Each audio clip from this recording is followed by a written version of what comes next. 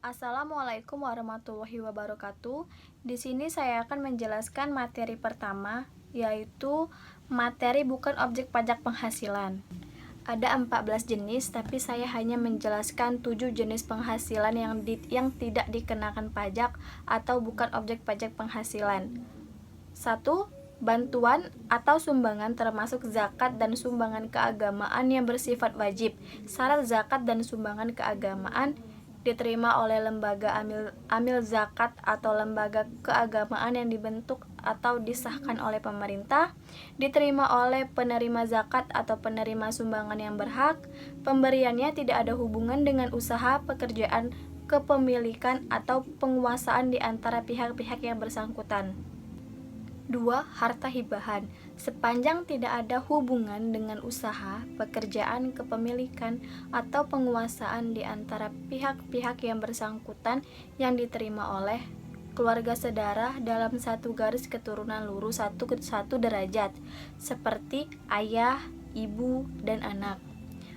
Badan keagamaan, pendidikan, dan sosial termasuk yayasan, koperasi, orang pribadi yang menjalankan usaha mikro dan kecil. 3. Dividen atau bagian laba yang diterima PT sebagai wajib pajak dalam negeri, koperasi, BUMN atau BUMD dari penyertaan modal pada badan usaha didirikan dan dijalankan usaha di Indonesia.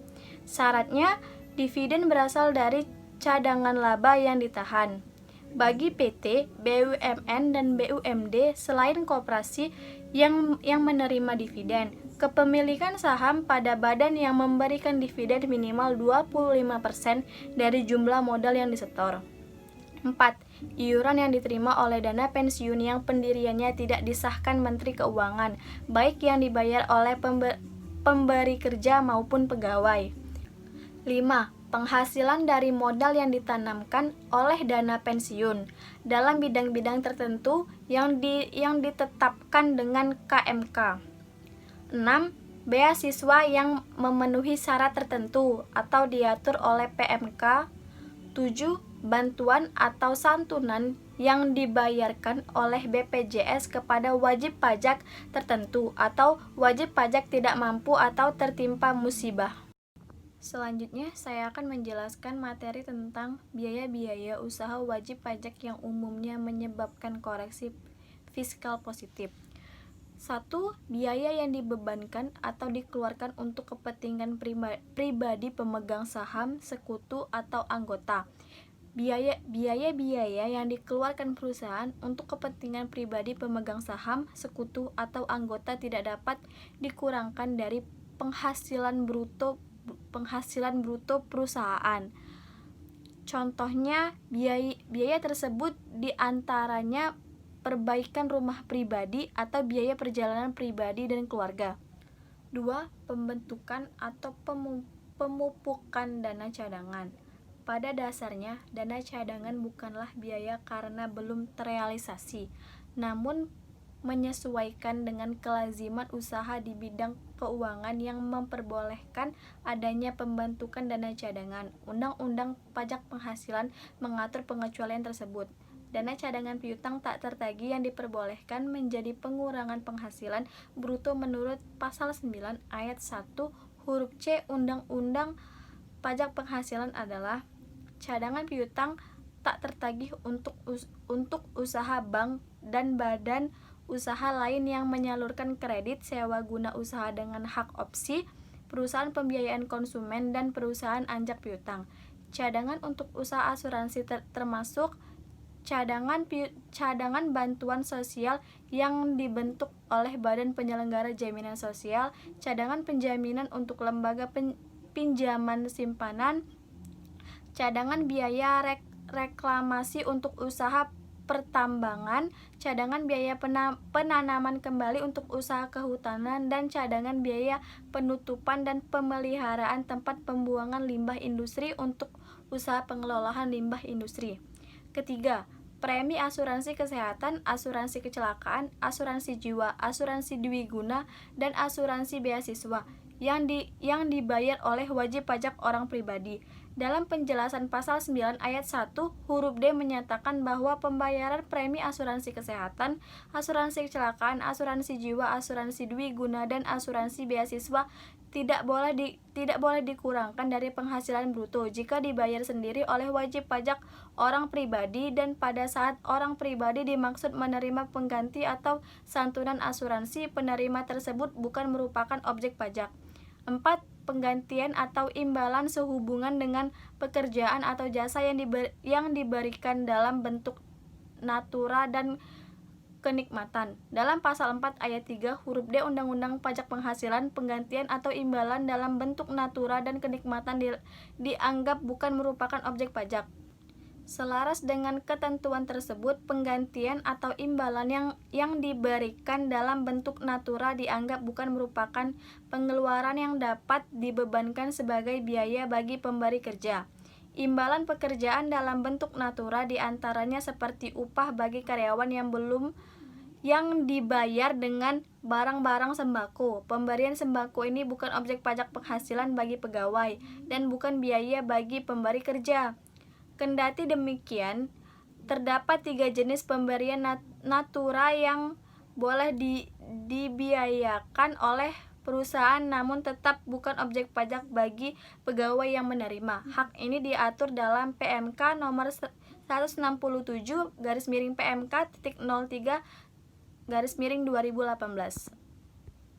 Pemberian natura dan kenikmatan yang dapat dikurangi dari penghasilan bruto pemberian kerja tersebut adalah pemberian atau penyediaan makanan dan atau minuman bagi seluruh pegawai yang berkaitan dengan pelaksanaan pekerja. Penggantian atau imbalan dalam bentuk natura dan kenikmatan yang diberikan berkenaan dengan pelaksanaan pekerjaan di daerah tertentu dalam rangka menunjang kebijakan pemerintah untuk mendorong pembangunan di daerah tersebut. Pemberian natura dan kenikmatan yang merupakan keharusan dalam pelaksanaan pekerjaan sebagai sarana keselamatan kerja atau karena sifat pekerja tersebut mengharuskannya. 5. Jumlah yang melebihi kewajaran yang dibayarkan karena pemegang saham atau kepada pihak yang mempunyai hubungan istimewa. Dalam hubungan pekerjaan, kemungkinan dapat terjadi pembayaran imbalan yang diberikan kepada pegawai yang juga pemegang saham. Karena pada dasarnya pengeluaran untuk pendapatan, penagihan, dan memelihara penghasilan yang boleh dikurangkan dari penghasilan bruto adalah pengeluaran yang jumlahnya wajar sesuai dengan kelaziman usaha.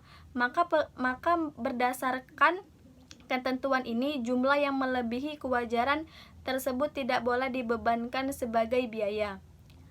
6. Harta yang dihibahkan, bantuan atau sumbangan, dan warisan. Harta yang dihibahkan, bantuan atau sumbangan, dan warisan sebagaimana dimaksud dalam pasal 4 ayat 3 huruf A dan huruf B tidak boleh dibebankan sebagai biaya, kecuali zakat atas penghasilan yang nyata-nyata dibayarkan oleh wajib pajak orang pribadi pemeluk agama Islam dan atau wajib pajak badan dalam negeri yang dimiliki oleh pemeluk agama Islam kepada badan amil zakat atau lembaga amil zakat yang dibebankan atau disahkan oleh pemerintah.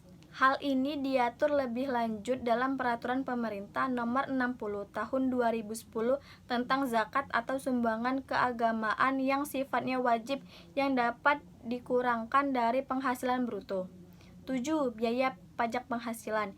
Yang dimaksud dengan biaya pajak penghasilan dalam pasal 9 ayat 1 huruf H ini adalah pajak penghasilan yang terutang oleh wajib pajak yang bersangkutan. Pajak penghasilan merupakan hasil perkalian penghasilan neto dengan tarif pajak, sehingga pajak penghasilan merupakan proses terakhir dalam menghitungkan besarnya PPh terhutang. Untuk itu, biaya ini tidak dapat dikurangkan sebagai biaya fiskal. 8. Biaya yang dibebankan atau dikeluarkan untuk kepentingan pribadi wajib pajak atau orang yang menjadi tanggungan.